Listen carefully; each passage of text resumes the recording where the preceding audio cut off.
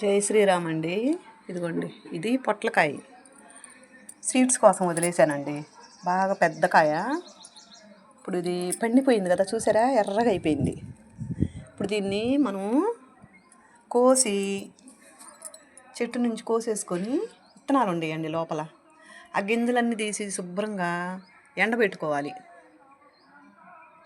బూడిదలో కడిపి, పొయ్యిలో బూడిద ఉంటుంది కదా, ఆ బూడిదలో కలిపేసేసి శుభ్రంగా ఎండబెట్టుకోవాలండి.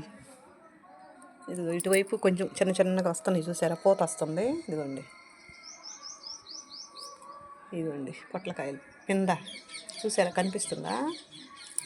ఇదిగోండి ఇంకెట్లా వస్తాయి అన్నమాట కాయలు. దీన్ని ఇప్పుడు నేను కోస్తానండి. కోసి మీకు గింజలు తీసి ఆరబెట్టడం చూపిస్తా.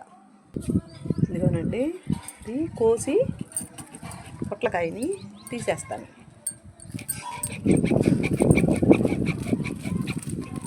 దీన్ని కింద పడకుండా జాగ్రత్తగా కోసి తీసుకోవాలండి. కింద పడితే పగిలిపోద్ది. చూసారా, ఇట్లా అనమాట. కోసిన తర్వాత చూపిస్తాను. ఇదిగోనండి, కోసేసాను. దీన్ని తీసుకెళ్ళి గింజలు తీసి చూపిస్తాను. ఇదిగోనండి, చూసారా, పండిపోయిందనమాట. ఇట్లా కొయ్యాలి. ఇదిగోనండి, గింజలు చూసారా, మొత్తము కిందకు వచ్చేసేసినాయి బరువుకి. ఇదిగోండి, చూసారా గింజలు ఎట్లా పండిపోయినాయో.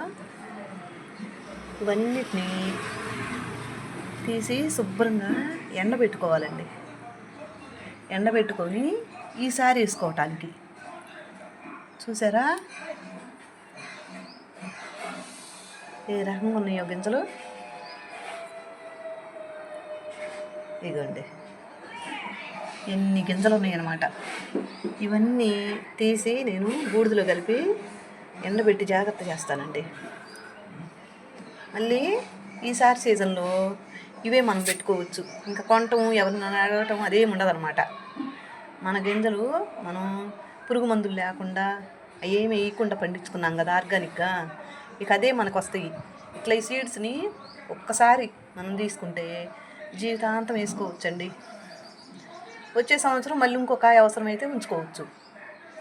ఇదిగోండి, చూసారా, ఇదండి పొట్లకాయ కథ.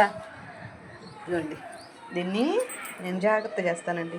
వీడియో నచ్చితే లైక్ చేయండి, షేర్ చేయండి, సబ్స్క్రైబ్ చేసుకోండి. హరే కృష్ణ అండి.